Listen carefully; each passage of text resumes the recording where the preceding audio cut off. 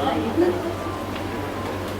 की इस कार्यक्रम की आगे की भूमिका के लिए मैं श्रीमान पंकज विद्यार्थी जी को आमंत्रित कर रहा हूँ।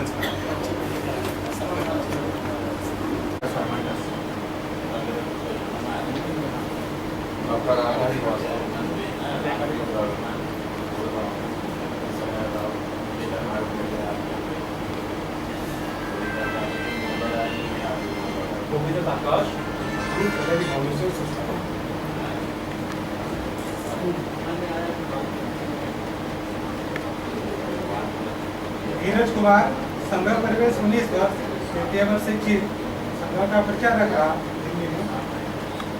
मैंने MBA किया हुआ है फाइनेंस एंड मार्केटिंग में। हिमालय परिवार में दिल्ली प्रदेश महामंत्री के नाते दायित्व है।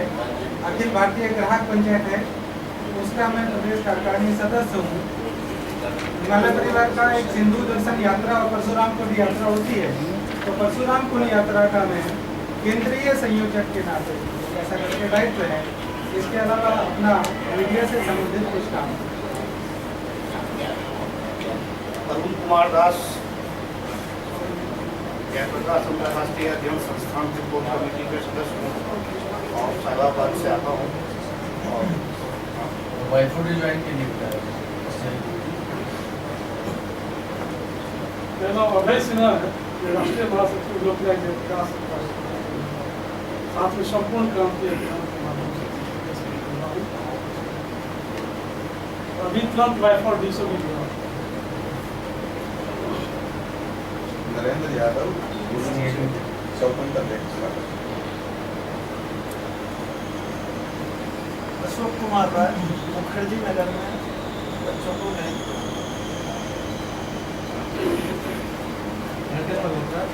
राष्ट्रीय स्वाभिमान आंदोलन से कार्यकर्ता के सुभाष यादव, मैं मुखर्जी नगर में सिविल सेवा की तैयारी कर रहा हूँ। सोनू आनंद, छोटे से कार्यकर्ता।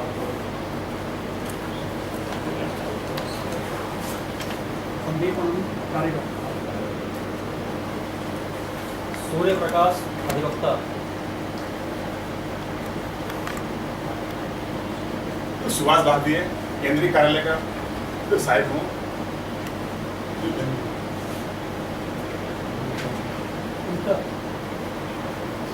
मैं सुनीता, वैसे मेरा काम है मैं वीडियो डायरेक्टर हूँ और संपूर्ण क्रांति अभियान के साथ जुड़ी हूँ।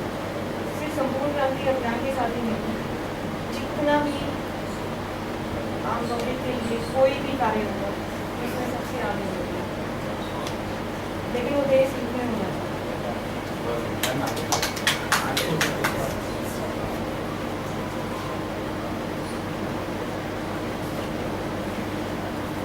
अब मैं आगे की भूमिका के लिए पंकज विद्यार्थी जी को मंच पे आमंत्रित करता हूँ।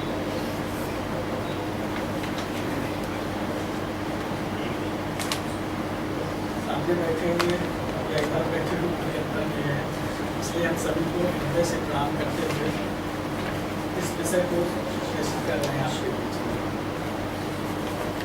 भारतीय स्वतंत्रता दिवस हम सब लोग ज़्यादातर 15 अगस्त इसी विषय पर चर्चा करते हैं और यही मानते जानते आए हैं। और लेकिन ये विषय राष्ट्रीय स्वाभिमान आंदोलन और भारतीय तिथि के अनुसार कैसे मनाया जाए, इस विषय पर बहुत ही ज़्यादा चिंतन अपने मित्र श्री भास्कर सिंह जी का है, जो उन्होंने इस पर गंभीरता से चिंतन किया और भारत सरकार को भी पत्र लिखा और वहाँ से इनको जवाब आया। इन सब वकायत को ध्यान में रखते हुए फिर ये गोविंद जी से मिले, माननीय गोविंदाचार्य जी से। तो गोविंदाचार्य जी ने इनको मेरा नाम लिया और कहा कि बातचीत करिए अगर कुछ हो सकता है। विषय हम दोनों के बीच में आप बैठे और इसी कार्यालय बैठने के बाद ये लगा कि ये सचमुच एक स्वाभिमान का विषय है और राष्ट्रीय स्वाभिमान का विषय है। अगर हम सब लोग स्वतंत्रता दिवस को भारतीय तिथि के अनुसार मनाएं तो उसमें कोई बुराई नहीं, क्योंकि भारत सरकार से जो पत्र मिला उसमें ये कहा गया कि आप तिरंगा को किसी भी समय ससम्मान फहरा सकते हैं, उसमें कोई दिक्कत नहीं है। तो सब चीज़ों को ध्यान में रखते हुए ये कोई विवादित विषय भी नहीं है और इसको एक पद्धति के रूप में कैसे डेवलप किया जाए और हम सब भारतीय लोग इस विषय को कैसे समझें कि भारतीय तिथि भी एक अपनी भूमिका रखती है, जिसका संबंध आज से नहीं आदि अनादिकाल से है। नक्षत्रों से जिसका संबंध है वहाँ से भारतीय गणित प्रारंभ है। हम सबके बीच में गणितज्ञ भी बैठे हैं, अपने डॉक्टर R.K. श्रीवास्तव जी है, मैथ से हैं, उनको भी इस विषय की बहुत अच्छी तरह से जानकारी होगी। तो इन सारे विषयों को ध्यान में रखते हुए ये सोचा गया कि कैसे हम इस विषय को और आगे बढ़ाएं और स्वतंत्रता दिवस या 26 जनवरी या आदि विषय नहीं, कैसे हमारे महापुरुषों के भी जन्म भारतीय तिथि के अनुसार हम लोग कैसे मनाएं और अपना जन्मदिन स्वयं हम क्या भारतीय तिथि के अनुसार मनाने का प्रयास करेंगे।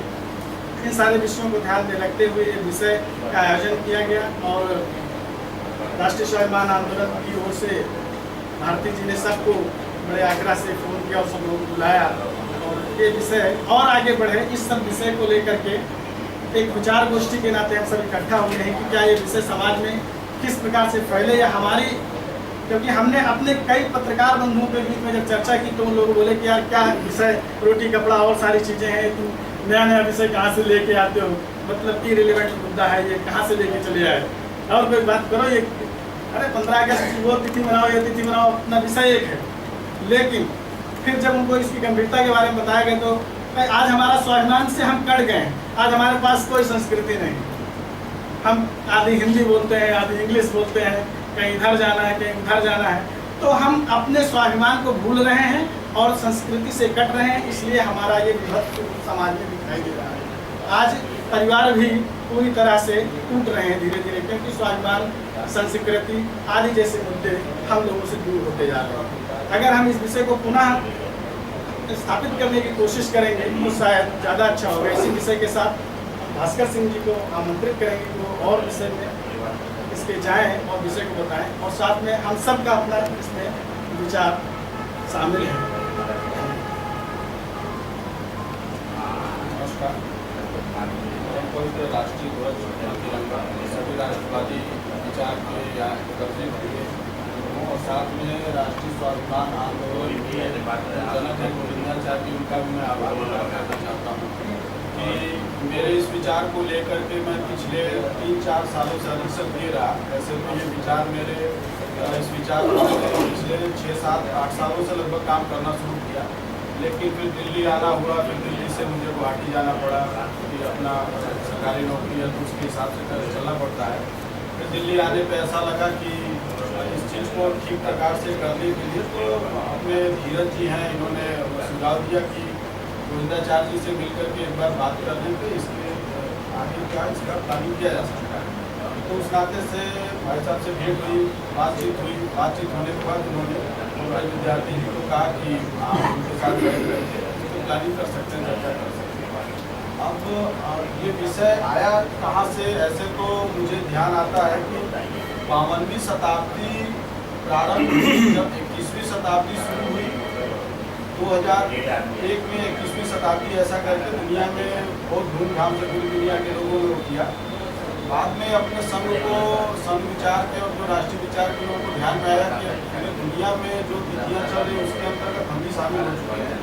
हमारे यहाँ भी गंगा के घाटों पर ईसाई मिशनरीज और इस तरह के लोगों के द्वारा मर्दों को उनके बच्चों को 100-200 रुपये दे करके और सूर्य को गंगा जल अर्पित करना और इस तरह का वो किया गया और उसको पूरी दुनिया में इस तरह प्रसारित करने का प्रयास किया गया कि भारत आज के डेट में धार्मिक, सामाजिक, सांस्कृतिक सभी रूपों में पूरी तरह से ईसवी सन यानी जो ईसाइयों के द्वारा चलाया गया सन है या पद्धति है उसके अंतर्गत शामिल ही नहीं हो चुका है, उसको अंगीकार भी कर चुका है। उस क्रम में 52वीं शताब्दी का हम लोगों ने वर्ष प्रतिपदा मनाने का आग्रह तो पता नहीं कब से मुझे नहीं ध्यान है, लेकिन 52वीं शताब्दी को लेकर के व्यापक आग्रह पूरे देश में किया गया। उस आग्रह का यह परिणाम हुआ कि आज के तिथि में जो हम भारतीय तिथि को नववर्ष के रूप में मनाते हैं कि हमारा नववर्ष कब प्रारंभ हुआ, तो ये सबके ध्यान में आ जाता है कि आज हिंदू तिथि का नववर्ष है। और आज चाहे मीडिया हो, चाहे पत्रिकाएं हो या चाहे बौद्धिक, सामाजिक और छोटे कार्यकर्ता से लेके हर जगह ये लोगों को ध्यान में है कि ये हिंदू तिथि है और हिंदू नववर्ष प्रारंभ हुआ। बात ये तो बीच के खंड की बात है, जिस समय हम लोग मतलब मेरी उम्र जागरूक होने की थी, मतलब तो मैं चीज़ों को देख सकता था, समझ सकता था और उसका अपने हिसाब से विश्लेषण कर सकता था। लेकिन इससे भी बहुत पहले का अगर मैं जाता हूँ तो हम लोग जब बच्चे थे, पढ़ते थे, तो 2 अक्टूबर को जबरदस्ती पिक्चर हॉल एक बुक किया जाता था, उसमें पूरे विद्यालय के बच्चे जाते थे और 2 अक्टूबर ऐसे गांधी जयंती है और ऐसा करके गांधी की क्या महिमा है और किस प्रकार से उन्होंने आज़ादी दिलाई, या उसको पूरा एक हमको बताने का हमेशा से प्रयास किया जाता था। बाद में जब गांधी का अध्ययन करने का मौका मिला, राजनीति के विषय में थोड़ी समझ हुई, तो चीज़ें दूसरे तरह से स्पष्ट होने लगी कि गांधी की भूमिका और कांग्रेस की भूमिका और कुल मिलाकर के राष्ट्रीय राजनीति, सामाजिक, सांस्कृतिक चीज़ों में क्या भूमिका है। फिर आगे चल करके जब ये थोड़ा और अध्ययन करने का मौका मिला तो पता चला कि भारत की जो भूमि, आज जो हम जिस भारत की बात करते हैं, ये भारत की भूमि तो बहुत बड़ी थी, इतिहास हमारा बहुत बड़ा था। ये गुलामी के कालखंड में हमने जो आज भारत स्वीकार कर लिया, मजबूरी में, परिस्थितिवश या जिस भी कारण से, या आदतवश या स्वभाव में या जानकारी के अभाव में, जिस भी कारण से हमने जिस भारत को, जिस संस्कृति को एडॉप्ट करके और जिस पर चलने के लिए हमको एक सामाजिक और इस तरह के राजनीतिक सांस्कृतिक परिवेश में मजबूर किया जाता है, ये सब चीज़ें बहुत चिंतन करने के बाद ये लगा कि ये क्या है। तो पहले तो ये ध्यान में आया कि हम लोग को अंग्रेजी के हम 1, 2, 3 जो रोमन लिपि में लिखते हैं, रोमन और मतलब जो मिश्रित पश्चिम की लिपि है जिसमें हम लिखते हैं, तो वही चलन में हम लोगों ने भी पढ़ाई में वही चीज़ें पढ़ी। लेकिन जब ध्यान में आया कि इसमें भारतीय क्या है, गैर भारतीय क्या है, ये 2 चीज़ों पे ध्यान आया तो पता चला अपनी हिंदी की भी लिपि है, उसका भी जो हम लोगों ने यहाँ पे लिखा है उसमें लिखा।